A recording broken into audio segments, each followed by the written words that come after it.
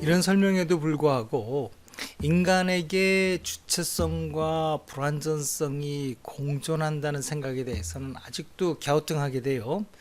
인간이 주체적이면 자유롭고 책임성 있는 존재인데요. 그렇게 책임질 정도가 되려면 인간이 원래 합리적이어야 되는 거 아니냐 하는 생각이 있죠. 원래부터 불합리한데 어떻게 책임지느냐 이런 생각이에요. 또 인간 이성은 원래 합리적인데 인간이 자기 자신을 타락시켜서 인간 이성을 제대로 개발하지 못해서 지금 현재 어리석은 상태이니까 그것은 그 인간 탓 아닌가? 인간은 원래 이성적으로 합리적인 거 아니냐? 이런 생각들, 이런 의문을 품게 돼요. 물론 이런 의문 뒤에는 우리 사회에서 가르치는 교육도 한 몫을 한다고 저는 봅니다. 인간의 주체성, 자유, 책임성, 이성만을 끊임없이 강조해요. 인간의 이성의 한계가 무엇인지를 차분히 따져보는 수업 시간은 거의 없는 게 우리 교육 현실 아닌가요? 혹시 칸트, 소크라테스, 노자 이런 사람들이 말하는 어떤 그 인간 이성의 한계성 뭐 이런 이야기를 이 시간에 처음 들어본 학생이 있다면 우리 교육은 굉장히 심각해요. 심각하게 문제 있는 교육이라고 볼 수 있습니다. 인간의 불완전성에 관해서 아까 이제 이론적인 관점에서 칸트 얘기나 뭐 소크라테스 얘기를 잠깐 했었으니까 여기에서는 실제의 현실 역사를 한번 좀 살펴볼게요. 근대 국가는 인간을 이성적인 존재로서의 인간, 자유로운 존재로서의 인간으로 고백했어요. 이때 이성은 완벽하게 합리적으로 판단할 수 있는 능력이다 이렇게 이해했다고요. 누구든지 이성을 가지고 있으면은 합리적으로 행동할 것이고, 그러니까 사람들이 이성을 가진 사람들이니까 각자 자유를 보장해 준다면은 그리고 그 자유를 갖다 국가 간섭하지만 않는다면은 사람들이 자기의 합리적인 생각을 가지고 서로 거래를 할 것이고, 필요 없는 물건은 팔 것이고 필요한 물건은 살 것이고, 이처럼 거래가 이루어지면은 모두 다 공평하고 행복한 삶을 누릴 수 있다라고 하는 게 근대의 생각이었다고요.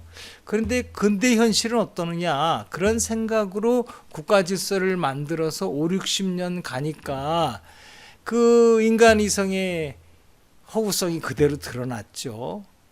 계약의 자유라는 이름이죠. 그렇죠. 합리적인 이성 가지고 거래하는 거죠. 그 계약의 자유의 이름으로 여성과 아동들이 하루에 14시간씩 이상 노동을 해야 됐고요. 합리적이잖아요. 왜 합리적인가? 서로 약속했으니까 각자 이성적인 판단을 했을 테니까 라고 하는 거예요. 또 심지어 근로시간을 더 이상 안 되겠다 이렇게 되면 인간의 삶이 제대로 인간다운 삶이 아니니까 10시간까지만 일하게 시키고 나머지는 못 시키도록 하자라고 법률이 만들어졌어요. 인도적인 관점에서 만든 거죠. 법률이 만들어지자 그것에 대해서 그 유명한 미국의 연방 대법원이 사람의 자유를 침해한다. 무슨 자유요? 계약의 자유를 침해한다 해서 위헌 결정을 선고했다고요. 그것이 근대의 현실입니다. 그때의 실제 현실은 어땠는가? 가난한 사람들은요, 가족들을 먹여 살리기 위해서 자본가가 제시하는 계약이 아무리 불공정하더라도 거부를 못했다고요. 그걸 체결해야죠. 그러니까 점점 계약의 내용이 점점 불리해진 거죠. 불리해져서 결국 아까 이야기했듯이 14시간 노동시간에 사인했던 거란 말이에요. 자유롭다는 것은 근대 국가에서 뭘 뜻하느냐? 부자, 가난한 자로 양극화되는 그런 걸 뜻한다고요. 이런 현실은 모두가 다 자유롭다라고 하는 허상, 인간이 가진 이성이 다 합리적이라는 허상이라는 거죠. 인간의 이성이 실제로 합리적이라면요, 이런 계약은 불공정해. 그런 걸 합리적으로 판단할 수 있어야지 그런 것이 합리적이죠. 근데 인간의 욕심은 그런 합리적 판단을 막죠. 가난한 사람은 지가 알아서 할 문제이고 나는 일단 내 욕심을 챙기는 거야 라고 이렇게 생각하는 거죠. 그러면서 그 뒤에 스스로 위안하는 내용이 저 사람도 이성을 가지고 있어. 저 사람도 합리적인 사람이야. 지가 판단 잘못한 거는 그 사람 책임이야. 이런 식의 자기 모면, 옹호하는 어떤 그런 생각을 자꾸 형성하는 거죠.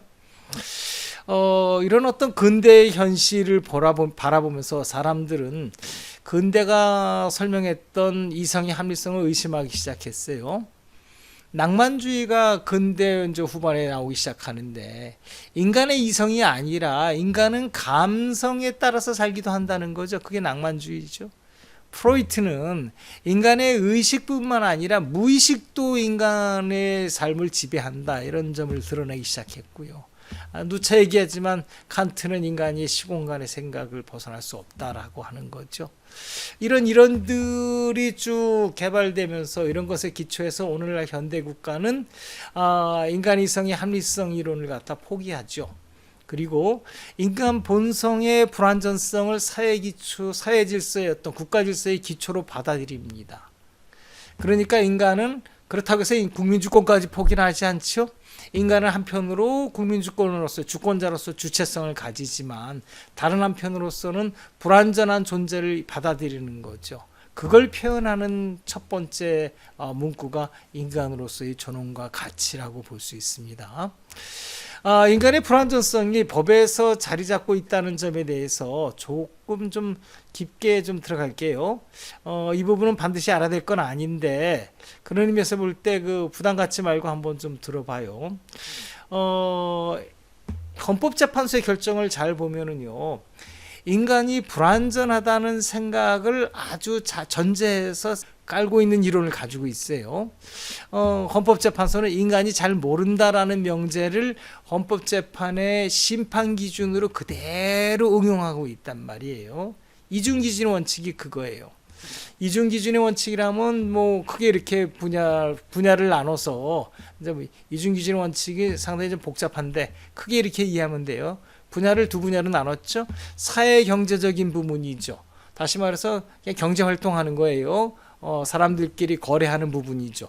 이런 부분에 대해서는 완화된 심사를 하고, 다시 말해서 법률 조항에 대해서 위헌을 잘 안 하겠다, 이런 뜻이에요. 완화된 심사를 하고.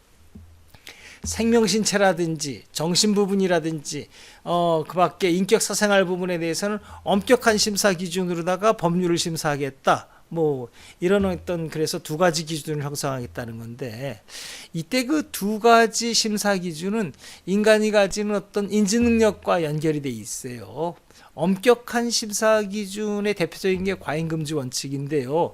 과잉금지 원칙의 근거 조항이 바로 이거예요. 헌법 37조 2항입니다. 내용을 한번 볼게요. 국민의 자유와 권리는 국가안전보장, 질서유지 또는 공공복리를 위하여 필요한 경우에 한해서 법률로서 제한한다라는 게 이제 내용이에요. 여기 핵심은 필요한 경우에 한해서만 그런 법률을 만들라라는 거예요. 이때 과잉금지 원칙에서 그 필요한 경우를 어떻게 이해하냐면요, 그것이 입증된 경우, 그 필요하다는 것이 우리들이 다 알고 있을 때만 국민의 자유와 권리를 제한하라, 이렇게 해석하고 있어요.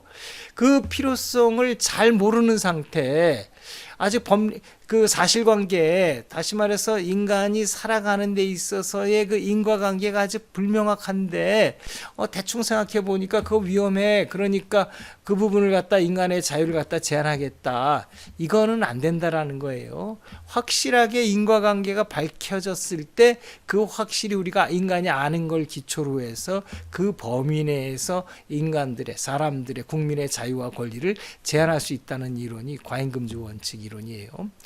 그거에 비해서 이제 완화된 심사에서는 합리성 원칙, 또 자의금지 원칙이라는 이제 원칙들이 그 대표적인데, 이 원칙에서는 어떤 입장에서 심판을 하게 되냐면요, 국회가 잘 모르는 상태에서 법률을 만들었다 해가지고 그것에 대해서 위헌 선언을 안 하겠다는 거예요. 아까하고 좀 다르죠. 아까는 잘 모르면서 기본권을 제한하는 법률은 위헌 선언을 하겠다는 건데, 이건 그게 아니에요. 국회가 잘 몰라도 괜찮다. 모르는 거에 대해서 잘 모르니까 정치적 판단을 할 수도 있고요. 또 전략적인 결정으로서 이제 법률을 만들 수도 있단 말이에요. 이때 헌법재판소는 굳이 위헌 결정 안 하겠다는 거예요. 입법부의 재량 범위라고 보는 거죠. 헌법재판소에서 국회 의견을 존중하는 거예요. 왜? 국민들의 대표들이 모여서 만든 그 법률을 존중하겠다는 거예요. 그렇다고 해서 헌법재판소에서 아예 그 사회경제적 분야 입법에 대해서 전혀 위헌 심사를 안 하냐, 손을 놓고 있는 건 아니에요. 이미 밝혀진 사실, 서로 알고 있는 사실을 무시한 채 법률을 만드는 것, 그 법률에 대해서는 헌법재판소는 위헌 선언을 한다고요. 왜냐, 이미 알고 있는 것, 뻔한 것까지도 무시했으니까 그건 불합리하다는 거죠. 또 자의적인 법률이라는 거예요. 그런 면에서 볼 때 그 원칙 이름이 합리성 원칙, 자의금지 원칙 이렇게 이름이 붙여진 거죠. 아무튼 이렇게 보면은 이중 기준의 원칙을 비교해 보면은 헌법재판소에서 사용하는 심판 기준, 심사 기준이 인간이 알고 있는 것, 모르는 것을 나누고 난 다음에 그걸 기준으로 그걸 활용해서 심사 기준을 하고 있는 걸 볼 수 있어요.